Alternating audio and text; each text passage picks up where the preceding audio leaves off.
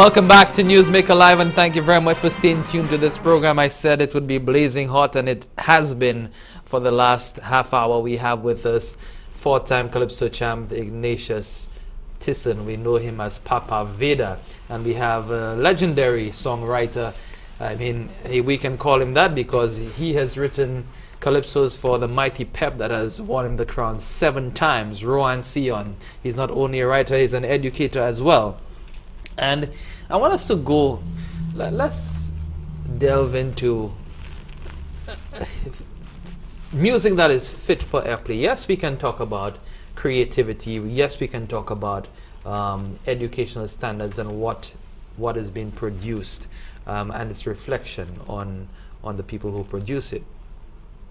But then you have a situation where those musicians or singers who produce music or write lyrics, they expect their music to be played because they're going into competition and they need that mileage. But some of it, from a media standpoint, I do not believe that it is fit for airplay. I mean, as an educator, as a writer, as someone who has been in the industry for a very long time, what is your take on that? Do they have the right to demand that their music plays on the air? Well, you're looking at the concept right now where persons will tell you that they give this society what the society wants. Mm-hmm. It's up to the society to accept or reject. If these songs are played once and there's no response, they will not get played a second time. There's so much going on now.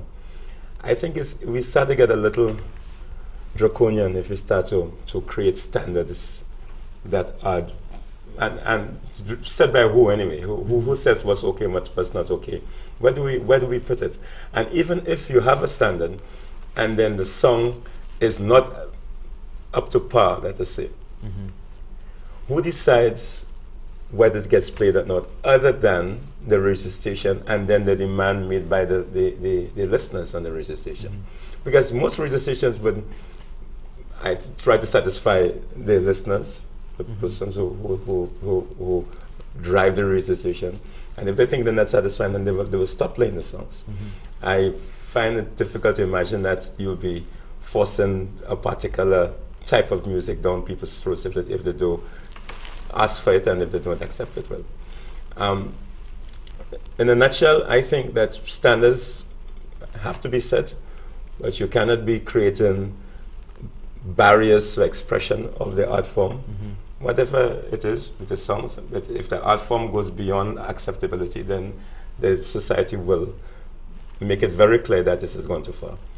I don't want to suggest that we have to tell a particular writer not to do this and not to do that, mm-hmm. because then you'll be suffocating his talents and you're going to be frustrated out of the process. I think,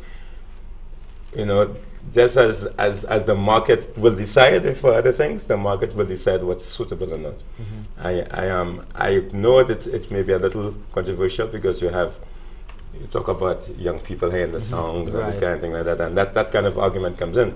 But at the same time, people will go as far as the marketplace allows them to. Mm-hmm. But I mean, last 2 years ago there was a song. The song this guy came out with about that was very, very popular. It doesn't come to mind immediately. That actually caused quite an uproar, and it was actually banned. The song became very much more popular after it was banned. After the ban? Yes, it is banned from the areas, but it is played at the public events. Well, you see, I'm talking about the local guy. Yeah, at Calypso, the Calypso 2010, and what is this song? I'll tell you in a minute. But that's what very often happens. Once you start to step in and you try to limit the freedom of the performance, you're actually going to drive the songs and get them a little more popular. I agree, and I am all for freedom of expression, as would be well suggested in our little row with the DPP last week, in terms of the coverage of that Saint Romain case.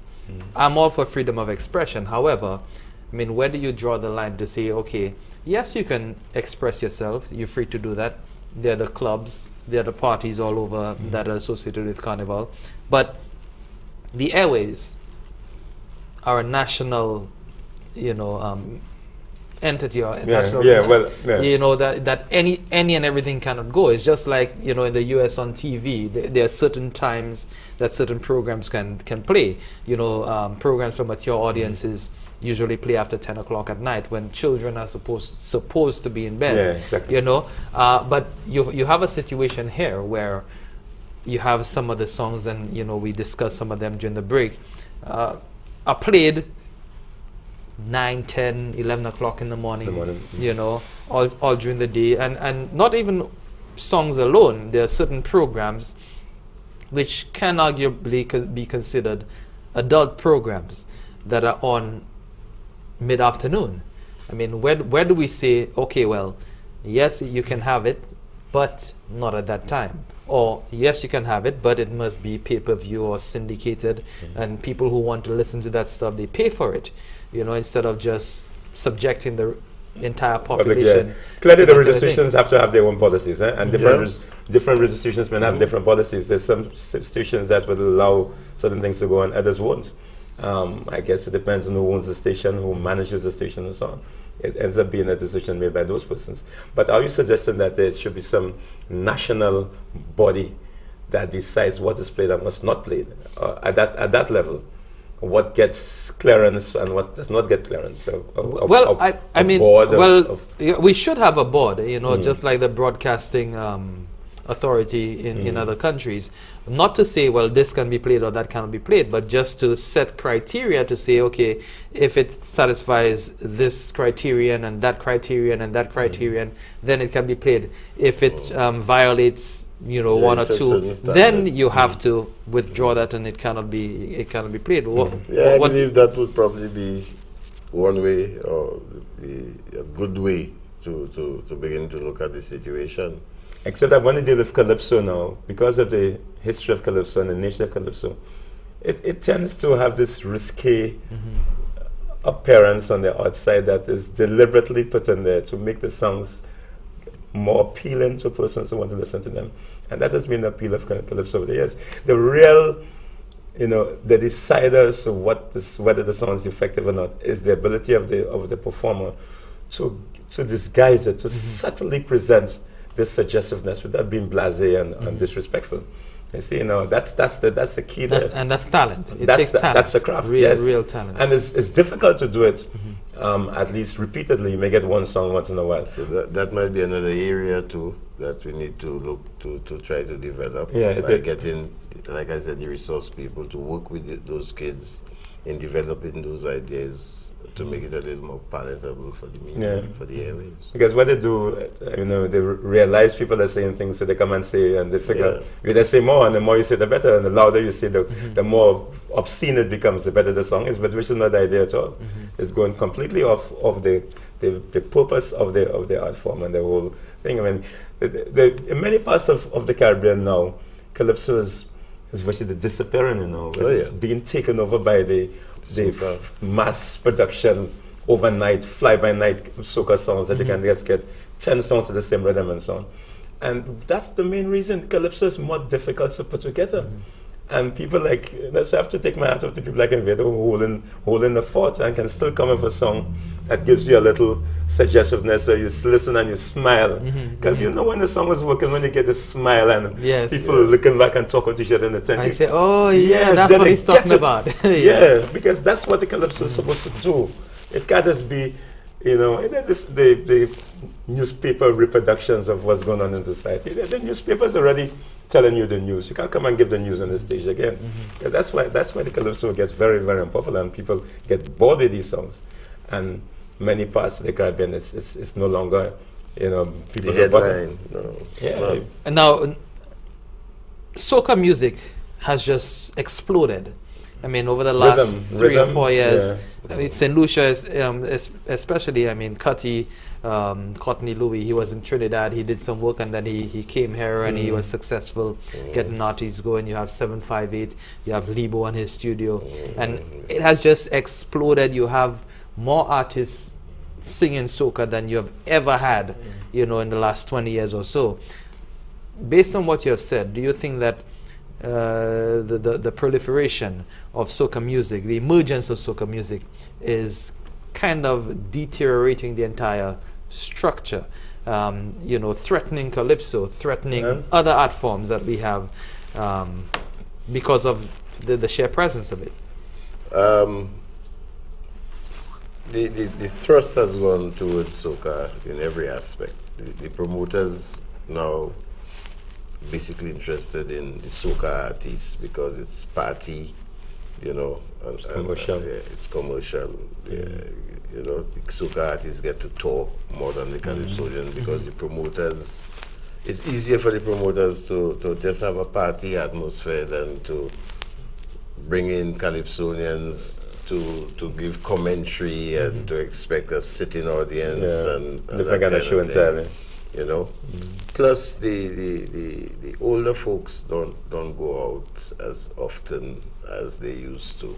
The calypso crowd, as you would say, the soca crowd has taken over. 7 nights a week. And some of us older calypso people feel out of place sometimes when some of us, you understand?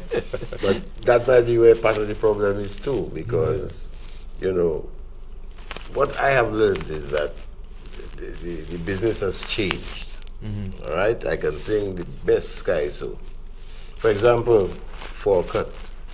The amount of airplay that Four Cut gets vis-a-vis Congratulations, which is the post song, you know, shows you the direction that the music has taken. Because when you look at the composition of Four Cut and the composition of Post, Post is a gem. Well, relatively to the other one. To Four Cut. But then Four Cut with the rhythm. The rhythm that's driving it, That's driving it. You understand? Not only the rhythm that's driving it, but the situation where you have several artists right in that same rhythm. It has created a new atmosphere of competition. So the competition starts right there among these various artists on that same rhythm. And you can stop in one song and flow into the next and the next. That's the point I was just about to make. So you don't, it's a party atmosphere. You don't need to break. You're just going, I just know that. It's another way for exposure for these artists. Everybody gets a tag on that rhythm. So I have to take my hats off to these production houses. You know, they're doing their own job as well, absolutely. Without doubt. They're keeping it alive. You know, maybe a lot of work needs to be done in the area of lyrics, which is something we can look at and we can work at. But you don't want it to get too heavy, You don't want to have big heavy messages. That's the thing. You want to be able to keep the soca spirit and the lively atmosphere, but say something a little more value. Something that will be develop a storyline. Something that can take the song somewhere. Now Newsmaker Live is more calypso than soca, so we don't just run into one thing. So that's why we had to break right now. So when we come back, we'll continue with Rowan Sion, prolific writer, and also Ignatius Tiso, the Papa Veda himself, here with us. We'll also be taking your calls when we come back on Newsmaker Live. Stay tuned.